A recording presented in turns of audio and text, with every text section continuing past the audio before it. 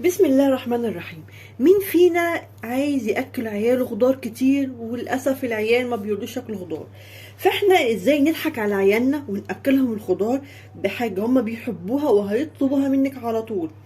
النهارده عملت ليكو كب كيك الجزر وزوقته بكريمه وعملته في كريسبي الوان، خلى شكله تحفه تحفه فعلا يا جماعه، والله العظيم شكله تحفه، وعيالك هيتخانقوا عليه وهياكلوه وهم مش عارفين ان جواه الجزر. بصوا يا جماعه الكب كيك دي انا فاتحاها عشان اوريكم الجزر اللي جواه. بصوا شايفين الجزر؟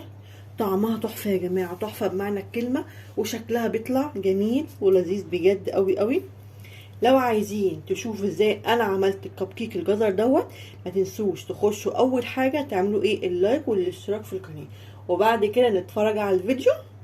يلا بينا نشوف الفيديو بتاعنا عملنا ازاي الكب كيك ده. مقادير النهارده حلوه قوي قوي وبسيطه.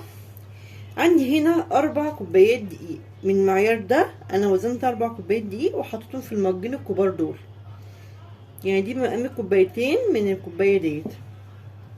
وعندي كوبايه ونص سكر وكوبايه زيت واربع بيضات وتلت كوبايه عسل اسود، وعندي نص باكو باودر، وعندي فانيليا. عندي هنا نص معلقه كربوناتو اللي هو اللي هو البيكنج صوديا دوت، ومعلقتين قرفه، ونص معلقه جنزبيل، ونص كيلو جزر مبشور.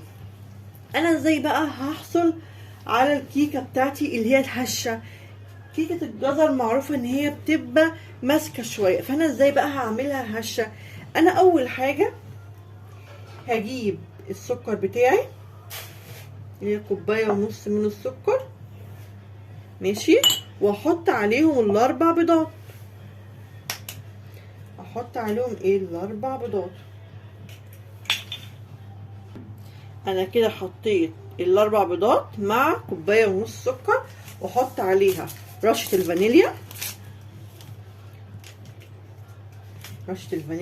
وهضرب الخليط دوت اكني بضرب سبونش بالظبط لغايه ما يبقى كريمي شويه. يبقى انا هضرب الاربع بيضات وكوبايه ونص سكر لغايه ما يوصل للون الكريمه، وهرجع لكم تاني. شفتوا يا جماعه انا ضربت لغايه بعمل ازاي؟ شايفين؟ ده بس الاربع بيضات وكوبايه ونص من السكر. هضيف عليهم دلوقتي؟ هضيف عليهم التلت كوبايه من العسل الاسود. دي نكهه حلوه قوي على فكره يا جماعه، لازم تجربوها الطريقه ديت فعلا. لو انت عندكم اطفال ما بيحبوش اي نوع خضار، لا جربوه، تحطوا الجزر مع الكيكه ديت، تحفه تحفه هياكلوها، وحاجه مفيده جدا لاطفالنا. طبعا انا بعمل كل حاجه مفيده لاطفالنا، ليه؟ لان انا عندي اطفال، فلازم الحاجه اللي هعملها اعرف ان هي هتكون مفيده ليهم، مش اعمل حاجه كده وخلاص اكلهم حاجه، لا حاجه تكون مفيده. وهحط القرفه والجنزبيل،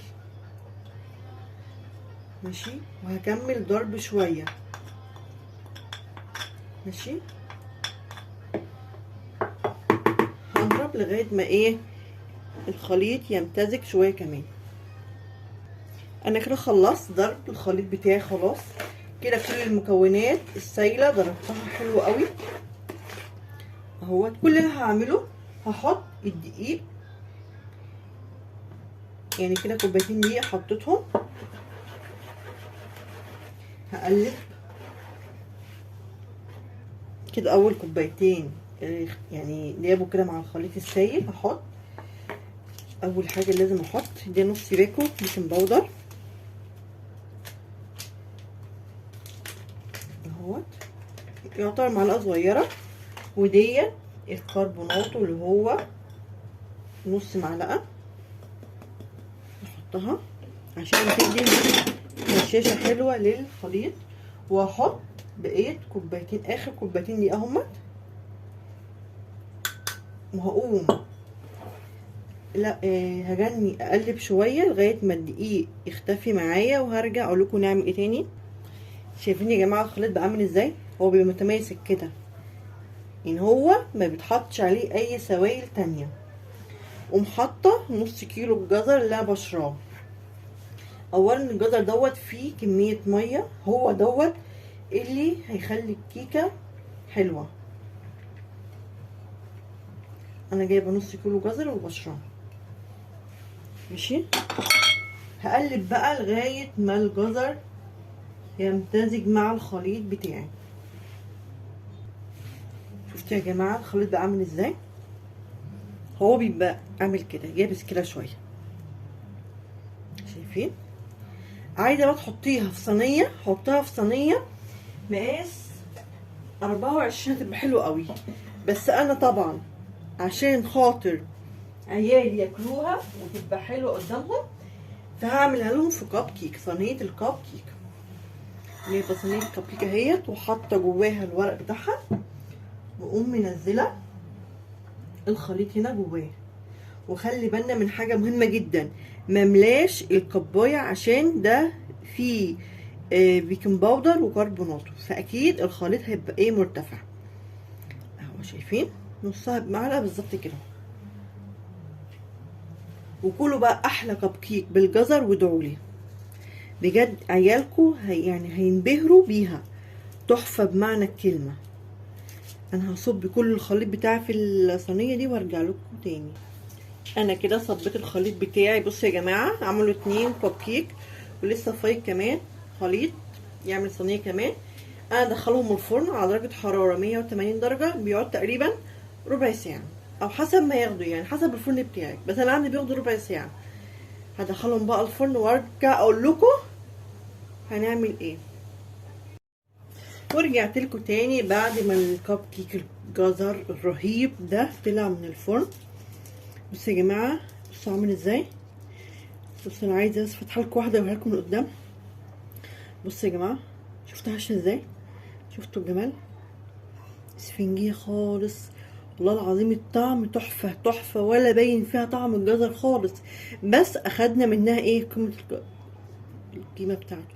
بصوا عامله ازاي، هشه ازاي وجميله تحفه. انا دلوقتي بقى ايه عشان اخلي عيالي يحبوا اكتر او ياكلوا اكتر، هعمل ايه؟ انا جايبه هنا نص كوبايه كريمه بالظبط، وحط عليها لون اصفر شويه عشان ايه يتماشى مع ايه الجزر.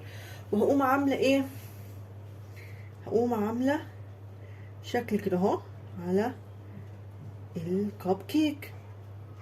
شايفين حاجه بسيطه كده، والله العظيم ما مستاهل. يعني اللي ما عندهاش كريمه اقسم بالله، انا عيالي كانوا منه كام واحد قالوا تحفه يا ماما. بس انا عايزه ايه، اخلي عيالي يحبوه اكتر. شايفين حاجه بسيطه كده.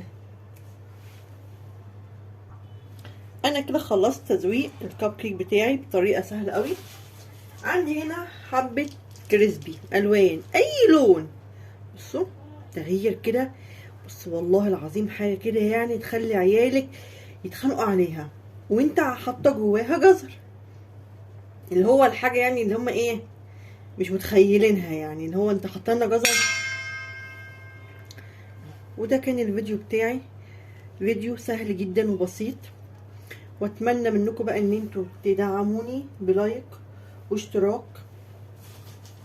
فعلا يعني بفرح قوي باشتراككم ودعمكم ليا.